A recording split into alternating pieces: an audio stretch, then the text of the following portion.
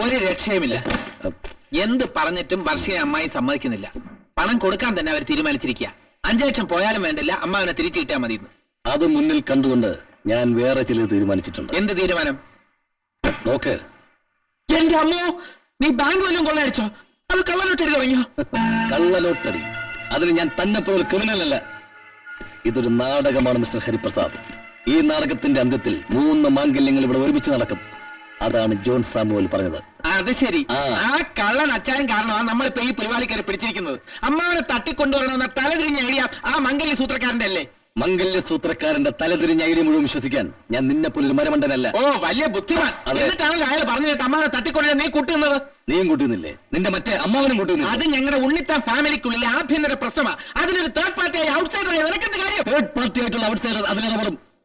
മംഗല്യ സൂത്രക്കാരന്റെ നിർദ്ദേശപ്രകാരം കാശ് കൊടുക്കാതെ അമ്മാവന്മാരെ രക്ഷിക്കാനുള്ള ബാധ്യത ബന്ധുവാകാൻ പോകുന്ന എനിക്കും കൂടിയുണ്ട്. നീ ബന്ധുവാകാൻ പോകുന്നില്ലേ? ഞാൻ ഓൾറെഡി ബന്ധുവാ. എന്റെയും കൂടി ജോലിയാണ്.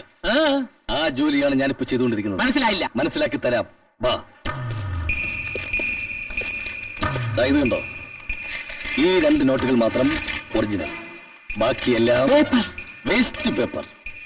അമ്മായിയും വർഷയും ഒറിജിനൽ 5 ലക്ഷത്തിന്റെ ബ്രീഫ് കേസ് നരിപ്പറ്റ ഗുഹയിൽ കൊണ്ടുവയ്ക്കുന്നു. അവർ പോയ ഉടനെ നമ്മൾ ഈ വ്യാജ നോട്ടുകൾ അവിടെ വെച്ചിട്ട് അവർ കൊണ്ടുവച്ച യഥാർത്ഥ നോട്ടുകൾ തിരിച്ചെടുക്കുന്നു. അങ്ങനെ ഒറിജിനലായ 5 ലക്ഷവും കൈക്കലാക്കി അമ്മാവന്മാരെയും മോചിപ്പിച്ച് വിജയികളായി നമ്മൾ വീട്ടിലെത്തുന്നു. അമ്മാവൻ നമ്മളെ കെട്ടിപ്പിടിച്ചാഹ്ലാദ നൃത്തം ചവിട്ടുന്നു. അത് കണ്ട് മേഘ എനിക്കൊരു ഉമ്മ തരുന്നു. വർഷ നിനക്കും.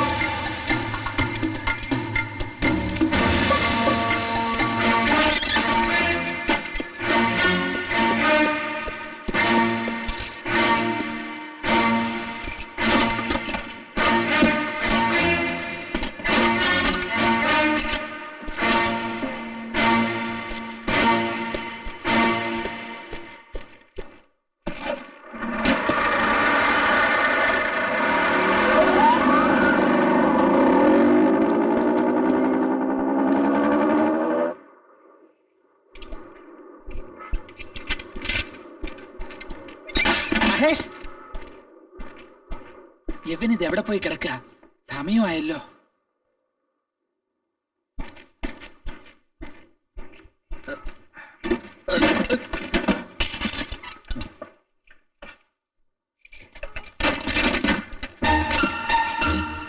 ഇവനിത് കൊണ്ടുവച്ചില്ലേ?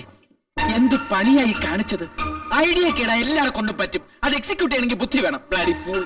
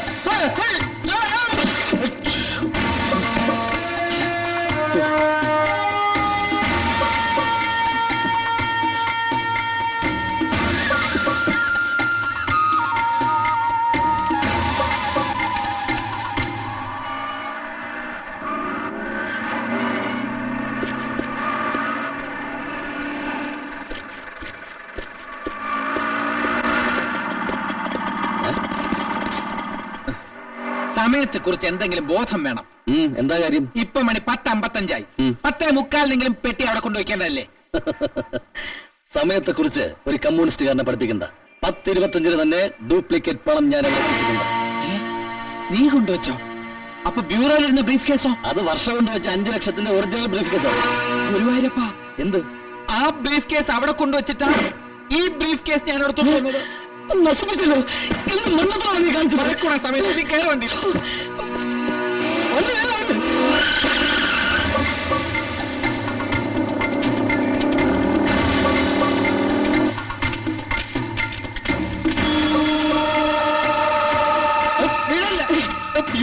പെട്ടി പെട്ടി പെട്ടി കാണുന്ന കൊണ്ടുപോയി.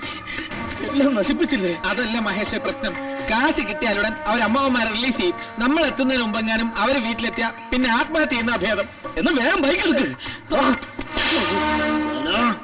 അരിഞ്ഞുകളി നന്നതിന് ഞാൻ ബോംബെയിലെ പേര് കേട്ട ദാതാമാരെ തോക്കിന്റെ മുന്നിലല്ല, ഈ വിരൽത്തുമ്പിൽ നിർത്തിയിട്ടുള്ളവരാണ് കരീം.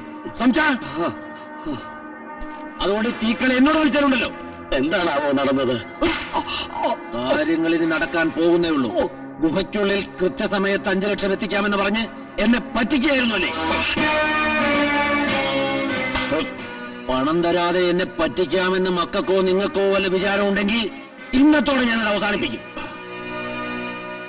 അറിയാഞ്ഞിട്ട് ചോദിക്ക, കുട്ടികള് പണം എത്തിച്ചില്ലേ? മജകൃത്യം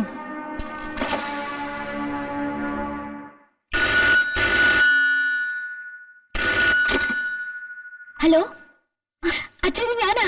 എന്താ മോളെ ഇത്? അച്ഛൻ പറഞ്ഞൊന്നും ചെയ്തില്ലേ? ഓ അച്ഛാ, ഞാനും അമ്മയും അച്ഛൻ പറഞ്ഞ സംഖ്യ അവിടെ തന്നെ കൊണ്ടുവച്ചല്ലോ. എന്നെ കളിപ്പിക്കാമെന്ന വിചാരമാണ് മനസ്സിലെങ്കിൽ ഇവിടെ കെട്ടിയിട്ട 2 എണ്ണത്തിന് മാത്രമല്ല സകലത്തിനെയും തട്ടിക്കളയും ഞാൻ. ആരുടെ വർഷേ ഫോൺ? അയാൾ തന്നെ കരിയുമ്പായി. നമ്മൾ കൊണ്ടുവച്ച കാശ് അയാൾക്ക് കിട്ടിയില്ല അത്ര. ഗുരുവായൂരപ്പ, നമ്മുടെ പൈസ ആരെടുത്തേ?